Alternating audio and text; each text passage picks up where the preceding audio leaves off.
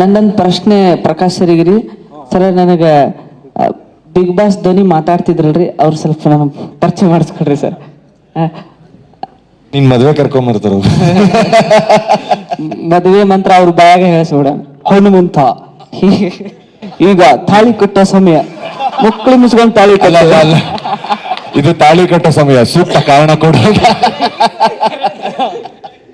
ಇನ್ನೊಂದು ವಿಷಯ ಇದ್ರ ಮೂಲಕ ನಾವು ಹೇಳ್ತಾ ಇರೋದು, ನಾನು ಫಸ್ಟ್ ಟೈಮ್ ಆಕ್ಚುಲಿ ಇಂಥ ದೊಡ್ಡ ಪ್ರೆಸ್ ಮೀಟ್ ಅಲ್ಲಿ ಕೂರ್ತಾ ಇರೋದು actually. Thank you so much Prakash sir, ಇಂಥ ಒಳ್ಳೆ ಆಪರ್ಚುನಿಟಿಗೆ ನಾನು ಬಂದೆ. ರಜತ್ ಅವರೇ,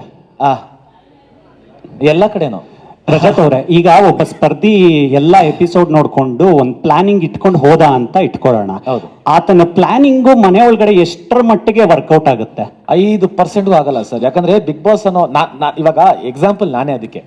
ಇವಾಗ 50% ಆದ್ಮೇಲೆ ನಾನು ಹೋದವನು.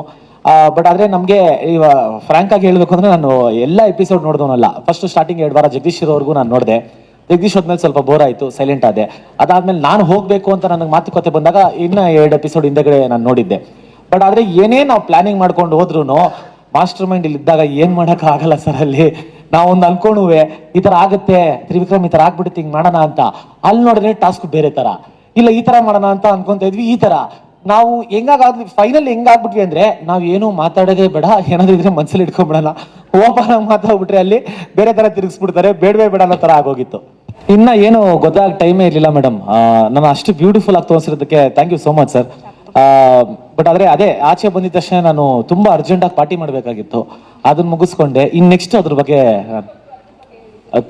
ತುಂಬಾ ಖುಷಿ ಇದೆ ಮೇಡಮ್. ನಾನು ಆಕ್ಚುಲಿ ಕೇಳಿದ್ದು ಒಂದು ನಾರ್ಮಲ್ ಜಾಕೆಟ್ ಸರ್ನ, ಈ ತರ ನನ್ಗೆ ಆ ಜಾಕೆಟ್ ಮೇಲೆ ತುಂಬಾ ಇಷ್ಟ ಆಗಿತ್ತು. ಆ ಜಾಕೆಟ್ ನ ಕೇಳಿದ್ದೆ. ಬಿಗ್ ಬಾಸ್ ಮೇಲೆ ಇನ್ನೇನು ಆಸೆ ಇರ್ಲಿಲ್ಲ ನನಗೆ. ಇನ್ನೊಂದು ವಾರ ಇತ್ತು, ಈ ಚಿಕನ್ ಮಟನ್ ತಿನ್ಬೇಕು ಅಂತ ಏನೋ ಆಸೆ ಇರಲಿಲ್ಲ. ಯಾಕಂದ್ರೆ ನಮಗೆ ತುಂಬಾ ಆಸೆಗಳಿತ್ತು, ಬಟ್ ಆದ್ರೆ ಒಂದೇ ವಾರ ಇತ್ತಲ್ಲ, ಇನ್ನೇನು ಆಸೆಗಳು ಇರ್ಲಿಲ್ಲ ನಮ್ಗೆ. ಸೊ ಅದಕ್ಕೇನೆ ಸುದೀಪ್ ಸರ್ ಹತ್ರ ಜಾಕೆಟ್ ಕೇಳ್ಬಿಡೋಣ ಅಂತ ಇತ್ತು. ಬಟ್ ಆದ್ರೆ ಅದನ್ನ ನಿನ್ನೆ ನನಗೆ ಗೊತ್ತಾಗಿದ್ದ ವಿಷಯ ಏನು ಅಂದ್ರೆ, ಅದನ್ನ ಆ ಜಾಕೆಟ್ ನ ಮಾಡಕ್ಕೆ 1.5 ತಿಂಗಳಾಗಿದೆ. ಆಮೇಲೆ ಬೆಲೆ ಗೊತ್ತು, ಬಟ್ ಅದ್ರ ಬೆಲೆ ಕಟ್ಟದ್ ಬೇಡ, ಯಾಕಂದ್ರೆ ಸುದೀಪ್ ಸರ್ ಪ್ರೀತಿ ಇದೆಯಲ್ಲ ಸಾಕಷ್ಟೇ. ಸರ್ ಹನುಮಂತಗೂ ಈಗ 50 ಲಕ್ಷ ಬಂದಿದೆ. ಯಾವಾಗ ಅವ್ರ ಪುಣ್ಯಕ್ಷೇತ್ರಕ್ಕೆ ಕರ್ಕೊಂಡೋಗಿ ನೀವು ಪುಣ್ಯ ಕಟ್ಕೋತೀರಾ? ಅವ್ನು ಪುಣ್ಯಕ್ಷೇತ್ರಕ್ಕೆ ಹೋಗ್ಬೇಕು ಅಂತಾನೆ ಮದ್ವೆ ಆಯ್ತಾ ನೀವು.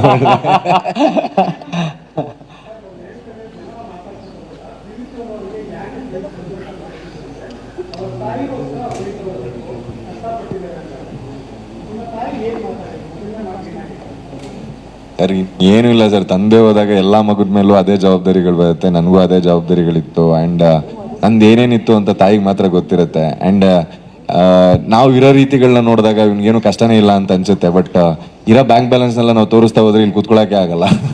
ಸೊ ಎಲ್ಲ ಸ್ಟ್ರಗ್ಲಿಂಗ್ ಆಕ್ಟರ್ಸ್ಗಳು ಇದೇ ಜೀವನಗಳೇ ಇರುತ್ತೆ, ಎಲ್ಲರದು ಒಂದೊಂಥರ ಜೀವನ. ಸೊ ಆ ಪ್ರಾಸ್ಪೆಕ್ಟಿವ್ ಅಲ್ಲಿ ನಮ್ಮ ತಾಯಿ ಇವನಿಗೆ ಬಂದ್ರೆ ಅಟ್ಲೀಸ್ಟ್ ಒಂದು ಸೆಟಲ್ ಆಗ್ತಾನೆ ಅನ್ನೋದೊಂದು ಪ್ರಾಸ್ಪೆಕ್ಟಿವ್ ಅಲ್ಲಿ ಹೇಳಿದ್ರು.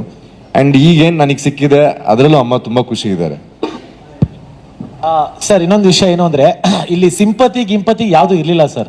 ಈಸ್ ಅ ಫೈಟರ್, ಆಯ್ತಾ. ಅವನು ಜಗಳ ಆಡ್ಕೊಂಡೆ, ಐ ಮೀನ್ ಹೋರಾಡ್ಕೊಂಡೆ ಇಡೀ ಶೋನ ನಡ್ಸ್ಕೊಂಡ್ ಬಂದ. ಆ ತರ ಸಿಂಪತಿಯಿಂದ ಏನೋ ತಂದೆ ಇಲ್ಲ ಅಮ್ಮನ ಸಾಕ್ಬೇಕು ಸರ್. ಅವನು ಗಂಜೆ ಸರ್, ಅವ್ನಿಗೆ ಕೆಲಸ ಐತೆ, ಅವ್ನಿಗೆ 1000 ಸಿಗುತ್ತೆ, ಅವ್ನು ಮಾಡ್ಕೊಂತಾನೆ. ಇದರಲ್ಲಿ ಸಿಂಪತಿ ಇಲ್ಲ ಯಾರನ್ನೋ ಮೆಚ್ಚಿಸ್ಬೇಕು ಆ ತರ ಯಾವ್ದು ಇಲ್ಲ ಇಲ್ಲಿ. ಅದಕ್ಕೆ ಕ್ಲಾರಿಟಿ ಕೊಡ್ತಾ ಇದೀನಿ. ಏನಂತಕ್ಕೆ ಅಂದ್ರೆ, ಇಲ್ಲಿ ಸಿಂಪತಿ ಓಟು ಯಾವುದೇ ಕಾರಣಕ್ಕೂ ಯಾರಿಗೂ ಬಿದ್ದಿಲ್ಲ. ಇವನ್ಗೂ ಅಷ್ಟೇ, ಇವನ ಕಿಲಾಡಿ ಅಂತಾನೆ ಗೆಲ್ಸಿರೋದೇ ಹೊರತು ಸಿಂಪತಿ ಇವನೇನೋ ಬಡವ ಇಲ್ಲ ಇವನೇನೋ ಅಮಾಯಕ ಅಂತ ಯಾರು ಗೆಲ್ಸಿಲ್ಲ.